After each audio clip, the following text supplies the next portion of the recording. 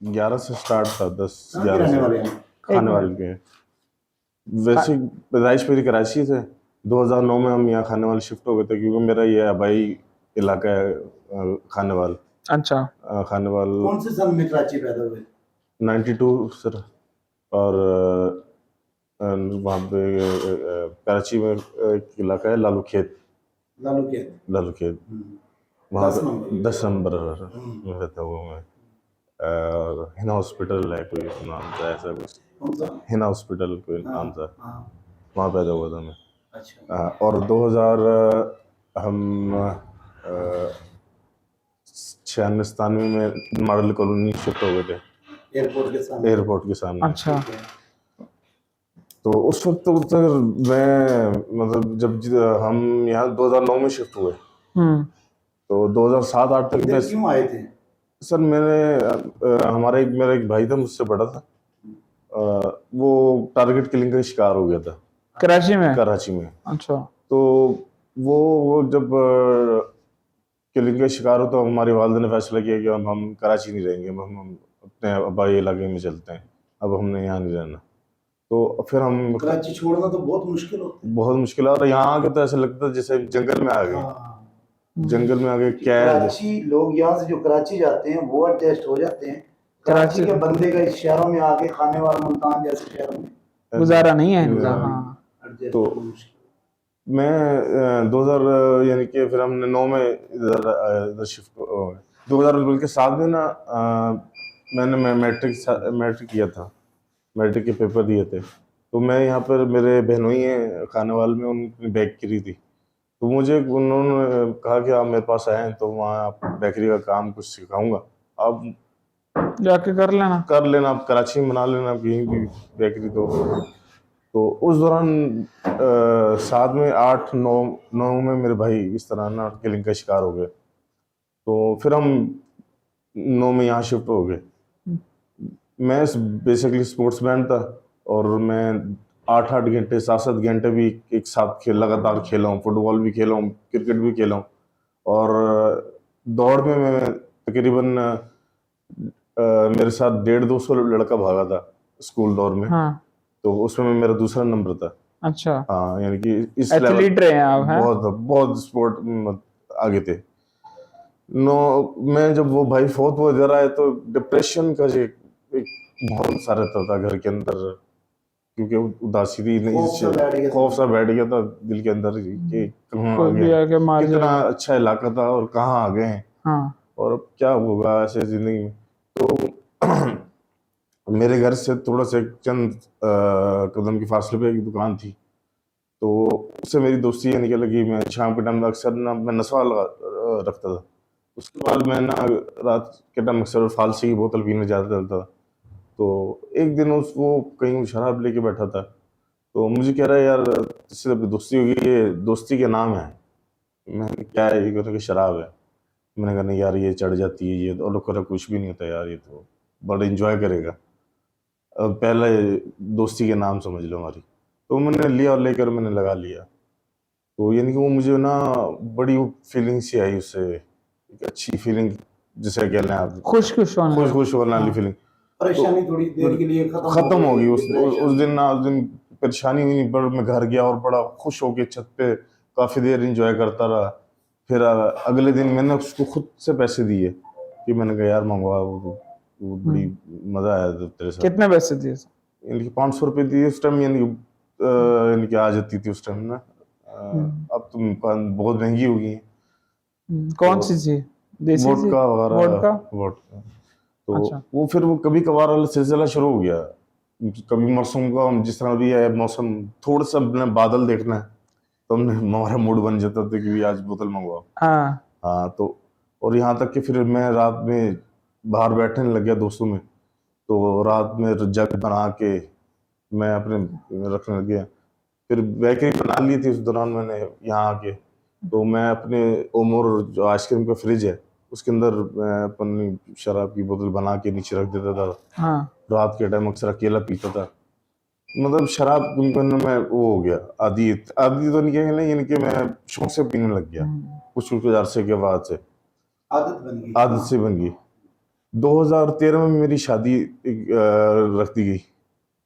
तो मैंने मुझे किसी ने कहा यार ये शराब किसी ने कहा ये हराम है, और इसके दौरान अगर आपके वाइफ को अमल होता तो बच्चा भी इस तरह हो जाता, हराम का होता है, कहते हैं यूँ होता है फलान ढंग का। पर उसने मुझे बहुत अच्छी तरीके से ब्रीफ कराया शराब के बारे में। तो आखिरी शराब ये नहीं, मैंने अपनी शादी से कुछ दिन पहले पी और उसके बाद मैंने शराब को क्विट कर दिया। ठीक है। लेकिन मैं उसको कर दी, फिर वो कहते हैं ना जैसे एक इंजॉय की आदत लगी हुई थी, नशे की इंजॉय की। मैंने कहा यार शराब तो पी नहीं सकते, चरस पी ले। अच्छा, मतलब हाँ कि चरस कौन सा हराम है? हराम है। तो मकसद मैंने ये देखा कि यार मैं इतना इन्वॉल्व हो गया हूँ कि अब इसके बगैर मेरा गुजारा ही नहीं है। मैं कहीं मेहमान जा रहा हूँ तो अगर मैंने सोचा 3 दिन जगह रहना है, तो मेरे को पहले ये होता था भाई मेरे पास 1200 रुपये होने चाहिए, फिर मैं जा सकता हूँ, अदरवाइज मैं वहाँ जा ही नहीं सकता। मकसद है कुछ भी ये डिपेंड हो गया आप उसके डिपेंड हो गया, ऊपर, मैं टोटल डिपेंडेंट हो गया टोटल डिपेंड। मेरी वाइफ का ऑपरेट हुआ पिछले साल सी सेक्शन। ये मोरों का। मोरों का। तो वहाँ तक भी गया, मैं उसको लेकर खुद ऑपरेट करवाया। जितने दिन रहा मेरी डोज दे रही। अच्छा, तो मैं यही सोचता आपकी रहा वाइफ कि- को पता है इसका? मेरी वाइफ को पता था। अच्छा। वो बहुत उन्होंने कहा कि छोड़ने को, कि किसी तरह छोड़ो इसको। मैं लेकिन नहीं, लास्ट टाइम तक मैंने फिर एक दिन ये लास्ट यहाँ एडमिट होने से पहले कुछ दिन पहले की बात थी कि मेरे पास गबीके के तो पैसे थे, लेकिन चरस के पैसे नहीं थे यहाँ पे एडमिट होने से पहले। और मैं रात का टाइम हो गया, मैंने मेरे पास एक सिगरेट हो, मैं अब चाहता था वो एक पी के सो भी सकता था, लेकिन बस दिमाग में कि मेरे पास है नहीं, थोड़ी है मेरे पास। मेरे पास एक मार्बल का एक ना टुकड़ा था, तो मैं वो अपने सर में मार रहा हूँ ऐसे जैसे ना जोर जोर से। मेरी 2.5-3 साल की बेटी है।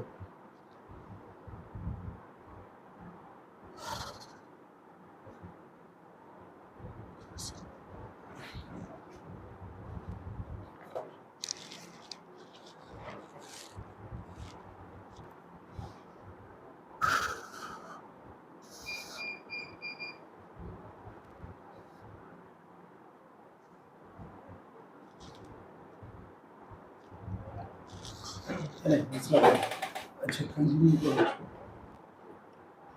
तो वो मुझे देख रही थी। तो बेगम तो वो मेरी बेगम ने मुझे कहा कि यार आप ऐसा मत करें, क्यों कर रहे हैं आप, क्या आपके सर में से ब्लड आ रहा है। तो उन्होंने कहा आप बच्ची बैठी है देख रही है। मैंने कहा यार कुछ नहीं था, इसको क्या पता। तो सुबह वही तो मेरी बेटी कहती है पापा रात को आपको क्या हुआ था। मैंने कहा क्या हुआ था बेटा। कह रहे आप अपने सर में ना पत्थर मार रहे थे पापा। मैं कहा नहीं बेटा, मेरे सर में दर्द हो रहा था, वो मैं इसलिए मार। कह रहे नहीं पापा, आपके सर में से खून भी आ रहा था, मम्मा कह रही थी आपके खून आ रहा है सर में से। तो मेरी बहन मेरी तरफ देखो, कह रही है देखो भी कल को क्या सोचेंगे, क्या क्या आपके दिमाग में के बारे में क्या आपके बारे में राय रखेंगे बच्चे।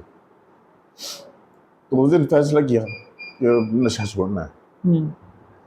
तो यहाँ आके मैं डॉक्टर जुबैर साहब से मिला यहाँ के। मैंने ये सोचा कि भाई अब इनसे मेडिसिन लिखवा के लेके जाऊँगा, घर जाके खाऊंगा और मैं कुछ बेहतर की तरफ आऊँगा। लेकिन जब मैंने अपने असाब देखे ना, तो कोई फैसला नहीं कर पाता था। कोई भी फैसला लेने में मुझे इतनी दुश्वारी होती थी, चाहे वो छोटा सा ही फैसला है तो मैं बहुत मुश्किल फील होती थी।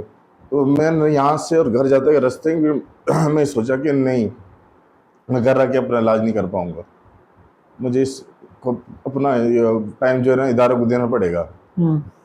तो मैंने फिर जाते हुए भाई से बात करी। मैंने कहा नहीं यार, छोटा भाई का नाम दानिश है, मुझे लास्ट टाइम मिलने भी आया था। तो मैंने कहा यार मुझे यहाँ ना इदारे में एडमिट कराओ, क्योंकि मैं इस हिसाब का मालिक है नहीं कि मैं अपने आप को बचाए रखूँ।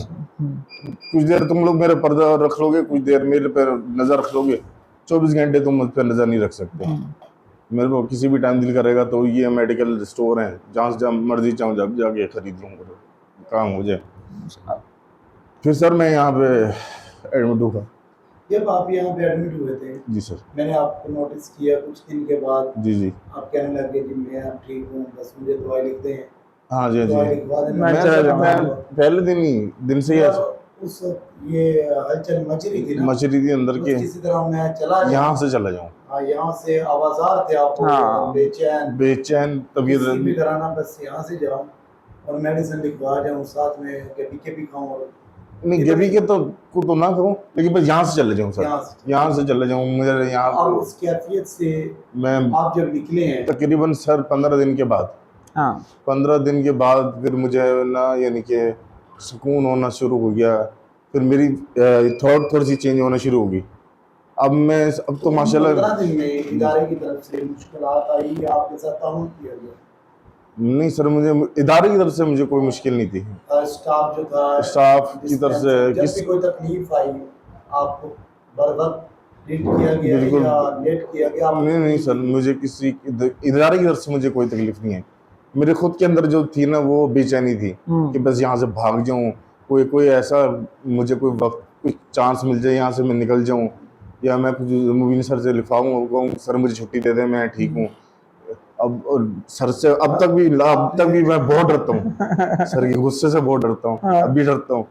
तो मकसद है कि मैं बताना कि अभी आपको कितने दिन हुए हैं आए हुए? सर मुझे 1 महीना और आज 30वां दिन है, 4था दिन। 1 महीना 4 दिन से आपने गेविका कैप्सूल नहीं खाया, ना ही चर्बी है? नहीं चर्बी। और मैं 20 दिन के बाद मेरी फीलिंग चेंज हो गई थी कि मैं अब इन चीजों के बगैर रह सकता हूँ। हाँ पता लग गया आपको। मैं रह सकता हूँ। वो आप लोग जो कह रहे थे जितना कि डिप्रेशन में, यानी कि जितना कि शुरू में इतना का डिप्रेशन है, अगर मैं बर्दाश्त कर सकता हूँ तो मैं बाहर की लाइफ तो और भी मकसद है। एक चीज ज़हन नशीन कर लें कि यहाँ रिहैब सेंटर में जब से आप एडमिट हो गए, आज कितने दिन हो गए? 1 महीना 3 दिन सर। एक किडनी कभी नहीं खाया? नहीं सर, एक चर्च की सिगरेट भी नहीं एक पी? चर्च की जगह ऐसे ही है? ऐसे ही सर, कुछ भी नहीं आपने किया? कुछ भी नहीं पिए। यहाँ तक कि नस्वार जो मैं सेहत 2000 खराब हुई है या बेहतर हुई है? सेहत बिगड़ी है या बनी है? नहीं ठीक है सर, मैं बनी है ना? हाँ ताकत महसूस कर रहा ये हूँ। देख लेंगे, अगर आपकी 1 महीना 10 दिन में सेहत डाउन होने के बजाय नूर आ गया चेहरे पे, आपकी सेहत अच्छी हो रही है, आपका वेट कम हो रहा है और आप बेहतर फील भी कर रही हैं, तो इसका मतलब है कि नशा एक लानत है। लानत है सर, तो इस लानत को हमने छोड़ना है, इंशाल्लाह। ठीक है? हमने एक अच्छी हैप्पी लाइफ अपने बच्चों, छोटी बच्ची के लिए, मजीद अल्लाह आपको बच्चों से नवाजे, आमीन। अपने बच्चों के लिए जीना है, ठीक है कि नहीं? जी सर। बच्चों के लिए जीना है। इस लानत के बगैर अगर 1 महीना 10 दिन गुजर सकते हैं, पूरी लाइफ क्यों नहीं? सर मैं तो बहुत गलत है मेरे तो। अब आप ये समझते हैं ना कि नशा और चीज छोड़ना नामुमकिन नहीं है, नहीं है, मुश्किल है, हाँ, नामुमकिन नहीं थोड़ा है। सा है। हाँ जी, मुश्किल के लिए रिहैब सेंटर बनाए गए, हाँ जी, हाँ जी, हाँ जी। लेकिन नामुमकिन नहीं, नामुमकिन नहीं, मुमकिन है, मुमकिन है सर। ठीक है? अच्छा, हमारे इदारे का एक नारा है, जो हमारा एक नारा है, नशे से इनकार, जिंदगी से प्यार। हाँ, वो नारा आप लगाएं जरा। मैं लगाता हूँ सर। लगाते हैं? हाँ। कैसे लगाते हैं? उसी आवाज में लगाए। नशे से इनकार, जिंदगी से प्यार, नशे से इनकार, जिंदगी से प्यार, नशे से इनकार। जिंदगी से प्यार। कॉन्फिडेंस है। चले काशिफ साहब बहुत अच्छा लगा आपसे मिलके। सर ठीक है जी, इंशाल्लाह ताला आपके साथ बातचीत चलती रहेगी, आइंदा भी इंशाल्लाह आपके साथ सेशन में फिर दिलचस्प गुफ्तगू करते हैं आप। तो अभी आपका बहुत शुक्रिया। Special wrapping दी।